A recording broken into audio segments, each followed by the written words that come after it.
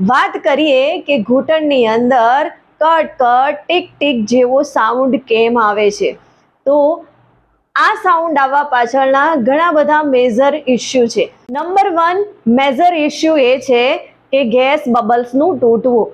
આપણા હાડકાની અંદર એટલે કે આપણા ઘૂંટણમાં સાઇનોવાઇલ ફ્લુઇડ હોય છે અને આ જે ફ્લુઇડ છે એ આપણા ઘૂંટણની અંદર હાડકામાં કસાવ લાવે છે અને એને સ્મૂથ રાખે છે.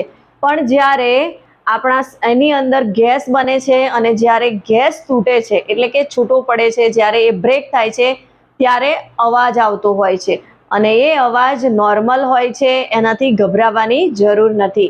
અને એ સાથે સાથે જ મેજર ઇશ્યુ બીજો એ પણ છે કે કાર્ટિલેજમાં ઘિસાવ એટલે કે કાર્ટિલેજ જે આપણી છે એની અંદર ઘસારો થાય ત્યારે પણ કટકટ અવાજ આવતો હોય છે. કાર્ટિલેજ આપણી ઘસાય છે ત્યારે હાડકા એકબીજા સાથે ટકરાય છે અને એના કારણે કટ કટ એવો અવાજ આવ્યા કરે છે. અને બીજું મેજર ઇશ્યુ એ છે કે આપણું લિગામેન્ટ પોઝિશન જે છે એ વધારે પડતી ટાઈટ હોય એટલે કે આપણે એક જ પોઝિશનમાં બેઠા હોઈએ અને એકદમથી પોઝિશન ચેન્જ કરવા જઈએ ત્યારે જે લિગામેન્ટ છે એ હાડકા સાથે ટકરાય છે અને એના કારણે પણ અવાજ આવે છે.